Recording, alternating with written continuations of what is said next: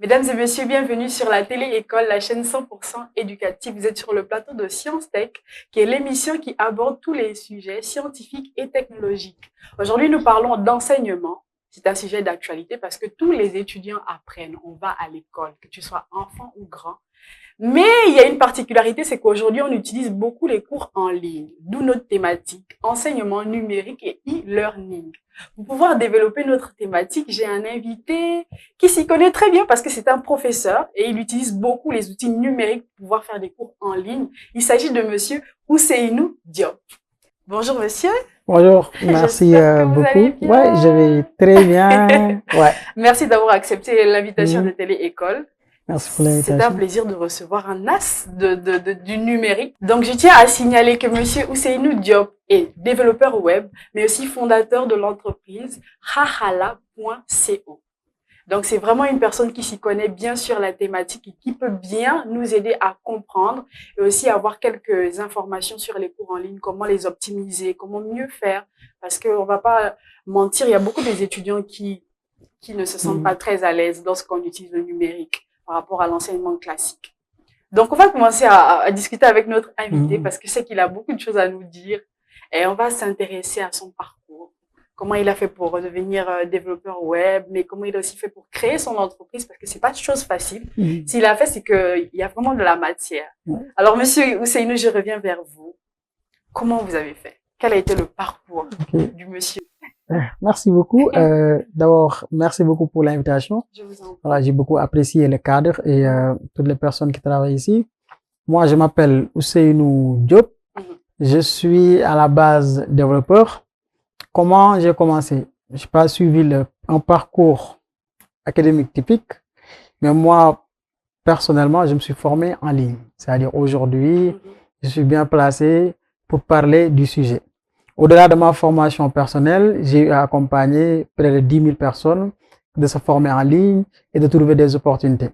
Pour dire quoi? Que aujourd'hui, je connais très bien la formation en ligne, l'apprentissage en ligne et comment ça peut aider à résoudre le problème de l'emploi, le problème de compétences des jeunes et bon, des grands.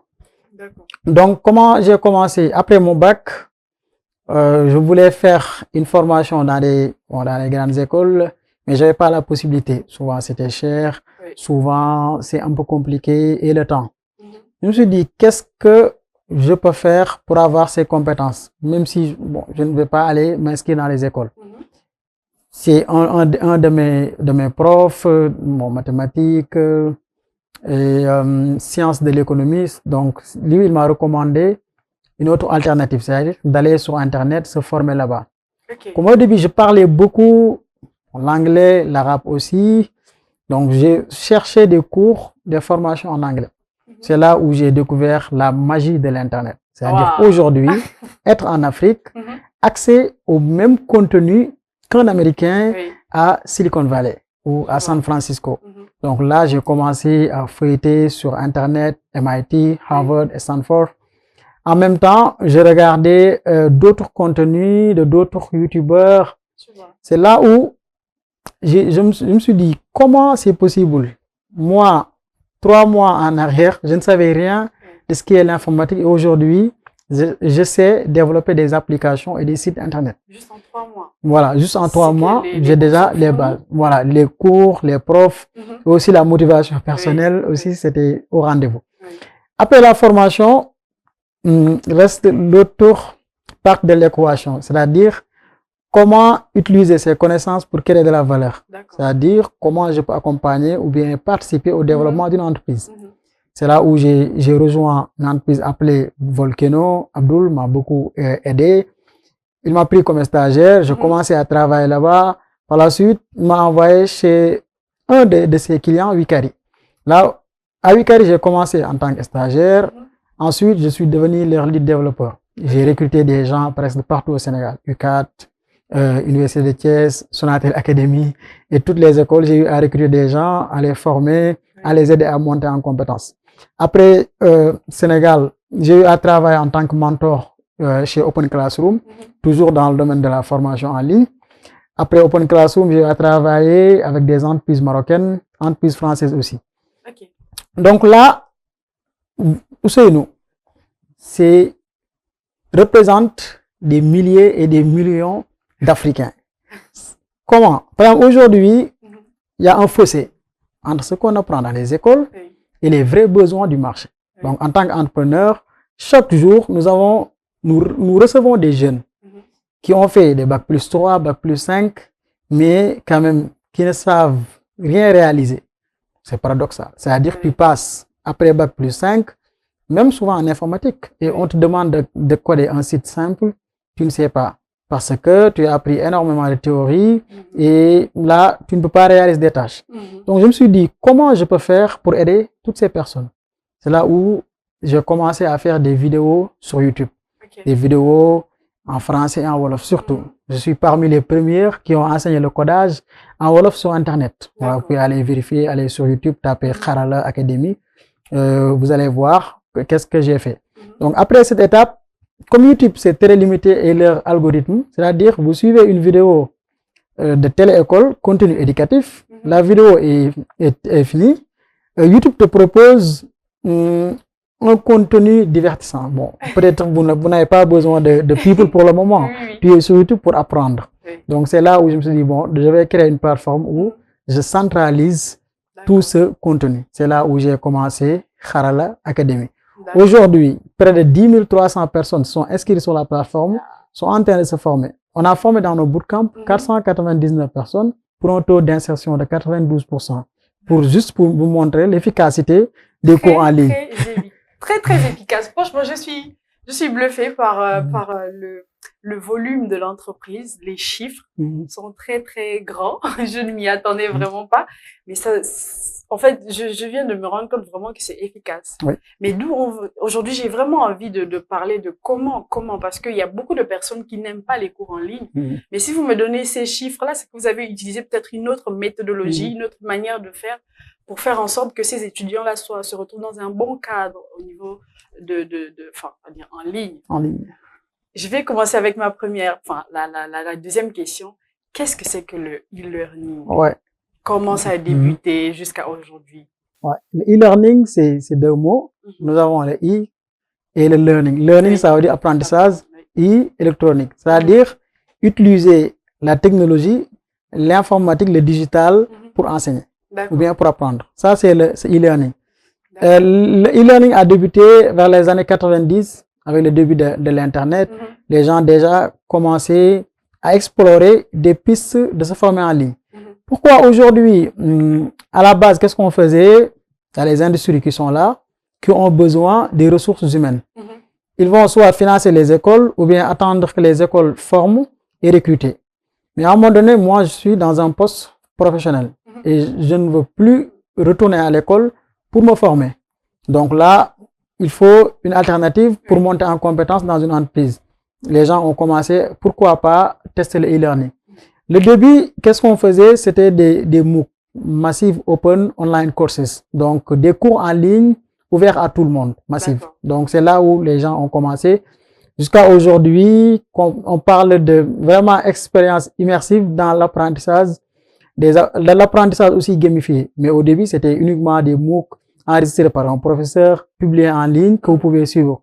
Mais aujourd'hui, le e-learning a vraiment beaucoup avancé et nous allons revenir dessus sur les avancées.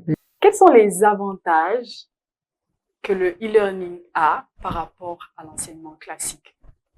Oui, ça c'est une question quand même très importante qui mérite même un forum national pour parler de la formation, parce qu'aujourd'hui quand on parle de formation en ligne, tout le monde va dire bon voilà, c'est pas intéressant, je ne peux pas apprendre en ligne. C'était même la marque de UVS, quand on parle d'UVS, tout le monde dit bon j'aime pas, je préfère aller à l'UCAD que d'aller sur l'UVS. Mais il ils ne remarquent même pas qu'aujourd'hui, avec l'UVS, tu peux rester chez vous, apprendre le matin, travailler le soir et se reposer et vous suivez les cours à votre rythme.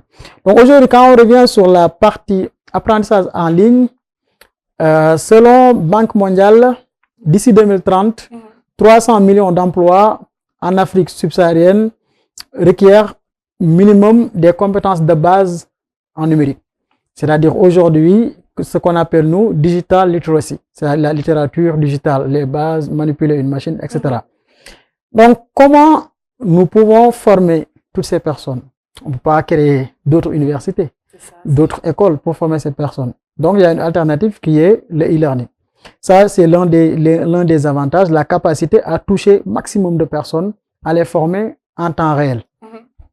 Deuxième aspect avec le e-learning, c'est qu'aujourd'hui, nous pouvons personnaliser l'apprentissage. Aujourd'hui, si vous êtes inscrit à une école de formation, vous êtes 20, 50 dans une salle avec un seul prof, vous apprenez la même chose en même temps.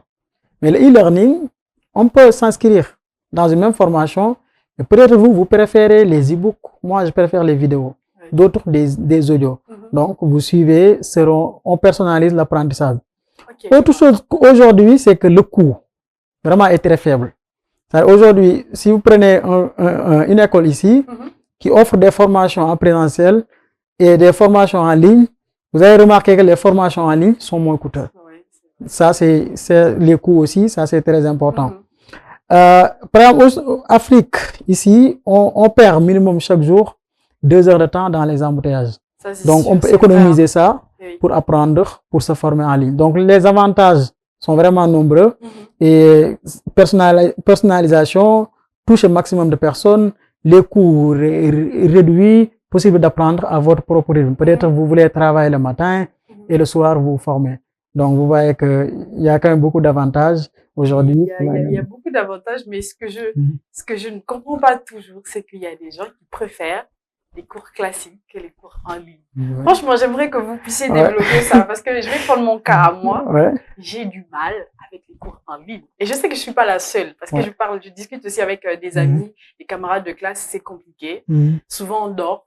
C'est incroyable, mais le prof parle, tu sais pas ce qui se passe, mais tu dors complètement, ou tu sens que c'est pas vraiment comme en classe. Comment est-ce que vous expliquez ce phénomène-là? Bon, e-learning quand même au début, par exemple, comme dans beaucoup de domaines, au début, on mettait pas l'apprenant au centre de la formation.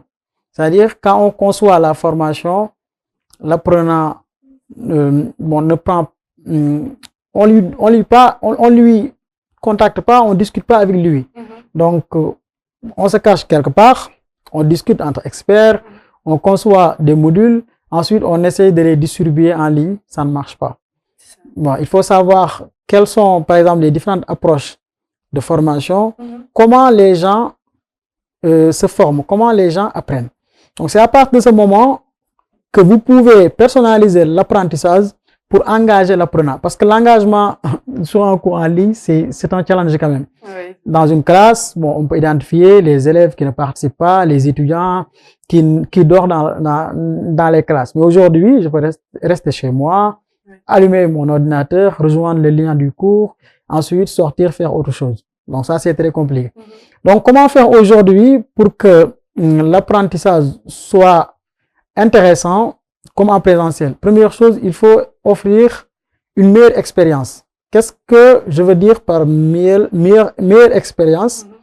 C'est que si vous prenez un cours en présentiel sur un format PowerPoint, ok, vous prenez ce cours, vous allez créer un lien Meet, Google Meet, que vous envoyez aux étudiants et vous projetez le cours, ça ne marche pas. Donc là, ça ne marchera pas. En ligne, qu'est-ce qu'on veut? Moi, j'ai un objectif. Je veux apprendre Excel, ok? Ça, c'est un objectif que vous avez. Donc moi, en tant que concepteur de cours en ligne, qu'est-ce que je vais faire? Je vais prendre ce besoin, essayer de dire quels sont les critères qui vont déterminer que vous avez atteint les objectifs. À partir de ces étapes, qu'est-ce que je vais faire? Je vais créer ce qu'on appelle des actions que vous allez faire pour réussir. Par exemple, l'une des actions peut être regarder telle vidéo, passer tel quiz, envoyer ce livrable. Donc, une fois que vous avez passé ces étapes, je peux cocher que vous avez atteint l'objectif. Mais si vous regardez aujourd'hui, quand même, si on se dit la vérité, beaucoup de plateformes, qu'est-ce qu'on fait? Il y a un prof, une vidéo, et les gens commencent à apprendre. Autre chose, nous avons différents styles d'apprentissage. Il y a certains qui préfèrent les podcasts. Il y a d'autres du texte, il y a d'autres des vidéos.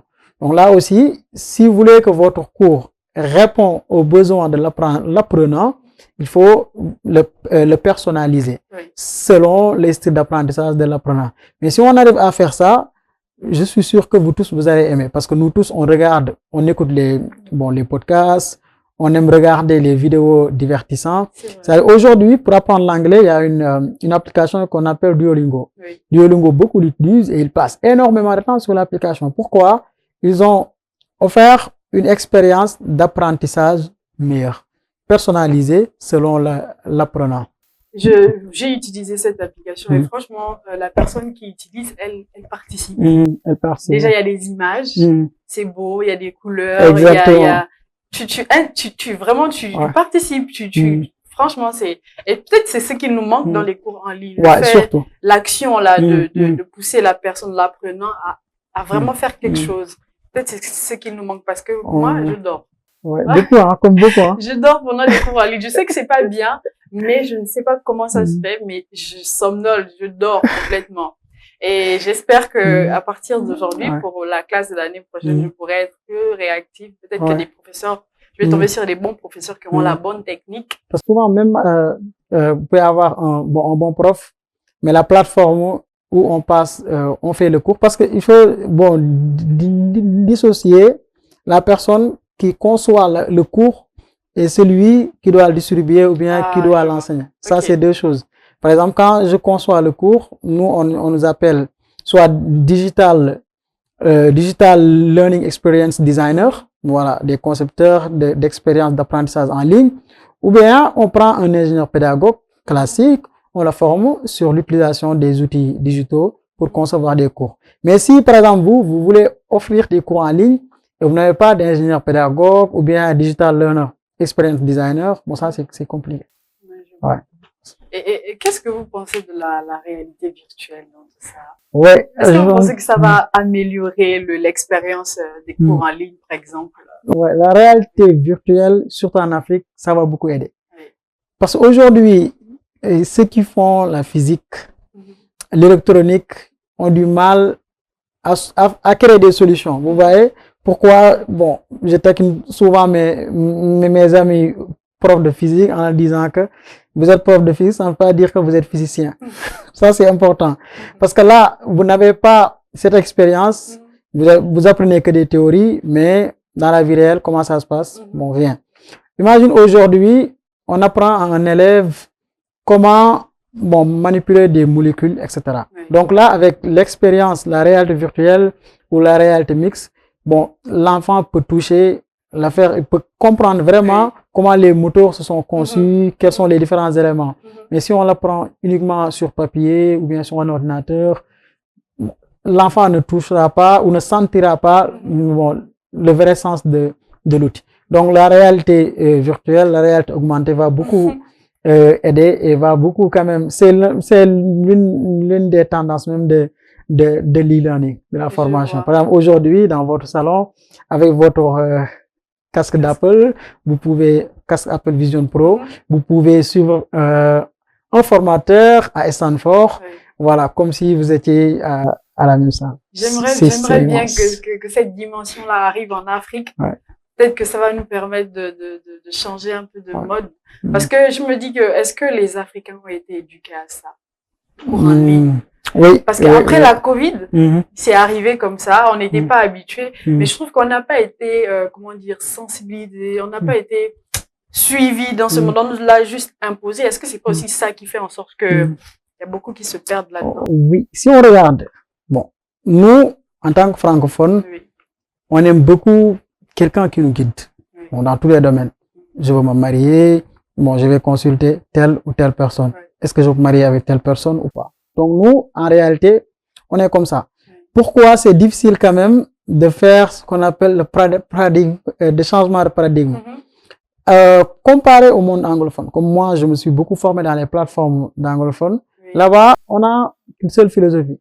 Getting things done. Voilà. Fais-le. Ok. Voilà. Pas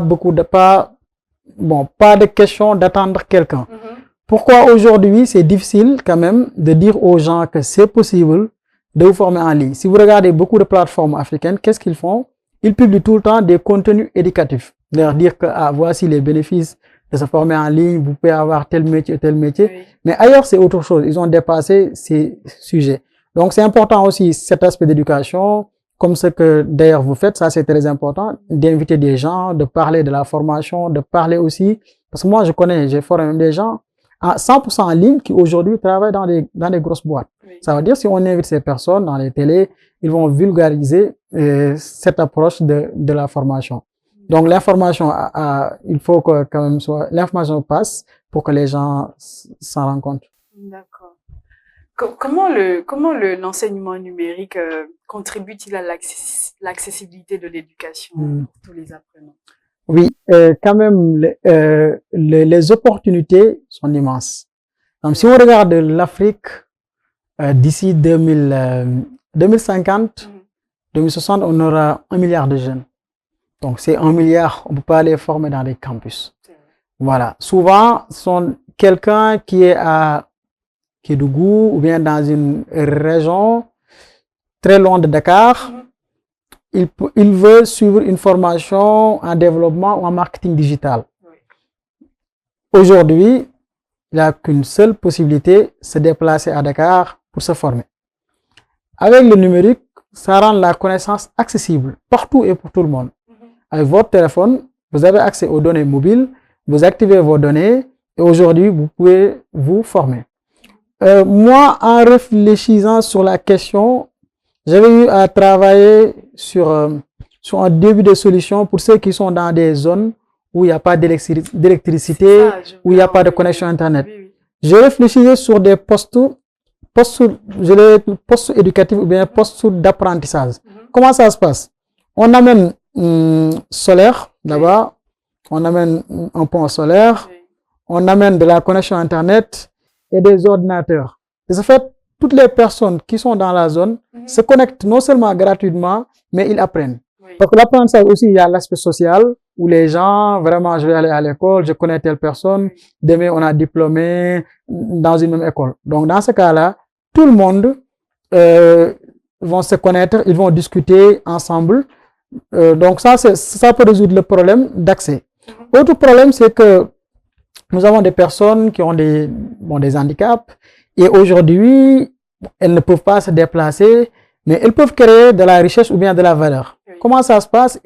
Elles peuvent se former sur Internet en restant chez eux, en trouvant des clients même sur Internet et en trouvant du travail. Oui. Ça veut dire aujourd'hui, l'Internet a rendu la connaissance accessible pour des gens qui sont dans des régions loin ou bien dans des zones où l'accès à une éducation de qualité c'est limité.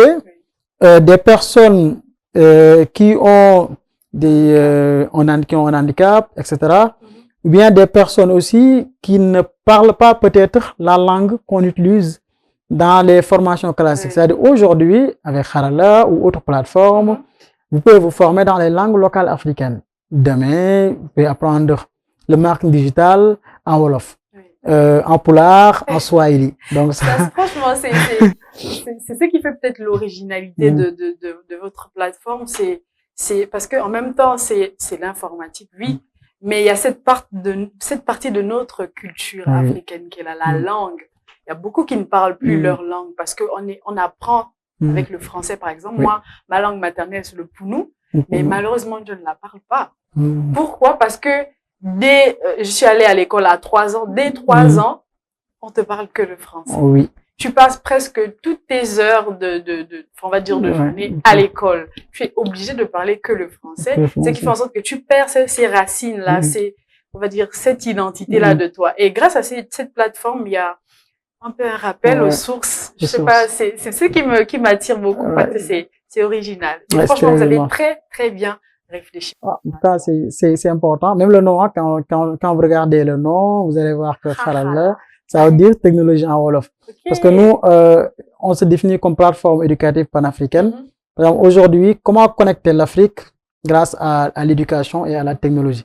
Donc ça, c'est la mission qu'on s'est donnée. Oui. Pourquoi c'est important pour nous et la prédiction, c'est que 2050, je suis sûr que, en tout cas, 90% des systèmes éducatifs africains seront dans les langues locales africaines. Mhm. Donc là, c'est sûr. Ensuite, ils vont apprendre le mandarin, l'anglais pour pouvoir faire du business Oui. dans le monde. D'accord. Donc ça aussi, c'est très Franchement, très important. belle vision, très très belle vision. Je suis tellement contente. Quels sont les critères à prendre en compte pour concevoir un cours en ligne efficace? Je Ouais. pense que ça, c'est une question très importante pour que ce soit les étudiants, mais aussi les enseignants qui puissent avoir ces petites... Ça, c'est une techniques question là. quand même très importante. Mhm. Quels sont les critères aujourd'hui? à prendre Par exemple, quand on crée une formation ou bien même une solution numérique, qu'est-ce qu'on fait en tant qu'ingénieur? Qu'est-ce qu'on va faire? On va créer la solution d'abord. Oui. Ensuite, on cherche des problèmes. Ça, c'est pas bon. Tu pars de la problématique, du problème, Oui. pour ensuite trouver une solution. C'est la même chose pour les cours. Par exemple, quelqu'un peut vous dire, moi, quand même, j'arrive pas à manipuler Excel. Donc là, ça, c'est très important. Quelle partie d'Excel la personne ne peut pas manipuler? Et aussi, vous allez lui poser des questions sur ses préférences. Qu'est-ce que la personne préfère? Est-ce que c'est des audios, ou bien c'est du texte, ou bien c'est des vidéos? Donc, il faut faire le travail à l'amiable d'abord. Ça, c'est très important. Une fois que vous avez toutes ces informations, cette partie, c'est la partie analyse. Donc, on part d'abord de l'analyse de l'existant, de l'analyse du cible. Le cours, on cible qui? Par exemple, si vous regardez sur YouTube, tous les youtubeurs ont des cibles spécifiques. Voilà. Telle école aujourd'hui ne parle pas à tout le monde. Ça, c'est très important. Il y a une cible bien fixe. Une fois que vous allez faire la partie analyse, là, vous allez sur la partie développement. Vous développez le cours avec les différents matériels. Quand vous développez le cours aussi, il faut inclure les différents acteurs, ce qu'on appelle nous les parties prenantes. Il y a l'apprenant, il y a aussi la plateforme que vous utilisez, il y a le formateur. Donc, vous amenez toutes ces personnes. Ensuite, une fois que vous avez lancé le cours, vous testez. Qu'est-ce qui marche, qu'est-ce qui ne marche pas, et vous faites ce qu'on appelle l'amélioration continue. Au lieu d'enregistrer le cours une seule fois et de le dispenser des milliers de fois, sans même regarder est-ce que le cours marche ou pas, ça pose problème. Ça, c'est très important. Aussi, le choix de la plateforme. Donc, on va y revenir sur le choix des plateformes. Là aussi, c'est très important. Il faut choisir la bonne plateforme pour dispenser votre cours. Donc, vous pouvez développer un excellent cours, mais si vous le mettez sur une plateforme médiocre, le cours ne va pas atteindre ses objectifs. Donc, l'analyse d'abord, développement, le lancement du cours, et ensuite, test et amélioration. D'accord. 30 minutes, ça passe vite. On va déjà à la fin de l'émission. C'est pourquoi je vais aller vers la dernière question. Quels sont les défis auxquels sont confrontés les enseignants, mais aussi, on va dire, les utilisateurs en général, enseignants, apprenants, lorsqu'ils utilisent les outils numériques en classe? En classe. Oui. Donc, aujourd'hui, récemment, j'étais au Nigeria pour la conférence sur l'éducation technologique.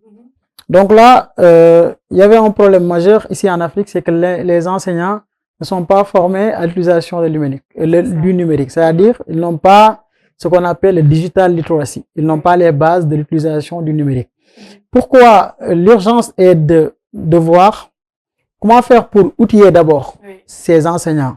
Parce que c'est eux qui vont former les jeunes. Ensuite, une fois, on va les former sur les bases, parce que les jeunes, aujourd'hui, beaucoup utilisent les outils déjà du numérique. Eux-mêmes, ils commencent à faire des business, à avoir des revenus grâce au numérique. Donc, les difficultés, c'est il y a une première fracture, c'est l'infrastructure, c'est-à-dire accès soit à l'Internet, avoir un ordinateur. Ça, c'est la première fracture, c'est l'accès à l'infrastructure. Ça, c'est très important.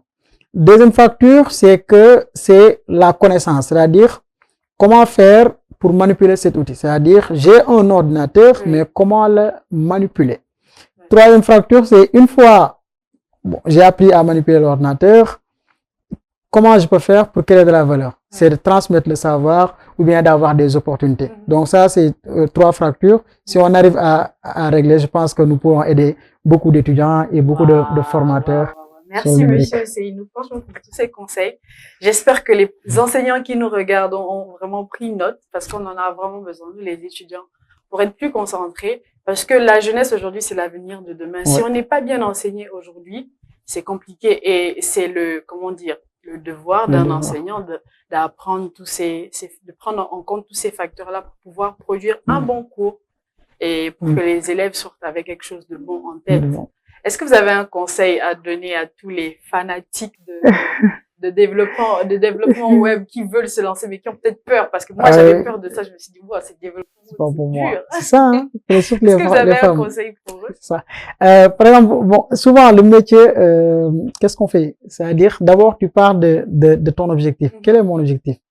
Trouver du travail, mais se lancer dans un domaine ou pas. À partir de là, tu peux te former. Je vous dis, aujourd'hui, quel que soit votre background, si vous avez bac L, bac anglais, bac français, bac arabe, le bac que vous avez, même s'il y a bac Wolof, le bac en Wolof, vous pouvez vous former dans le développement. Donc, c'est un domaine qui nécessite, bon, surtout la concentration. Si vous êtes passionné, c'est mieux. Donc, si vous êtes passionné dans le domaine, parce que c'est un domaine pas facile quand même, qui demande beaucoup d'investissement personnel. Mais un seul conseil, c'est do it. Fais-le. Voilà. Merci beaucoup, monsieur Ousseynou. J'espère que tout le monde a reçu le conseil qu'il vient de nous donner. Franchement, il y a beaucoup qui ont peur, mais n'hésitez pas. Je pense que derrière même la peur, lorsque tu ressens la peur, c'est qu'il y a quelque chose de bon qui se cache derrière. Donc, il faut juste oser pousser cette peur-là et se dire que je peux faire telle chose, je peux faire telle chose.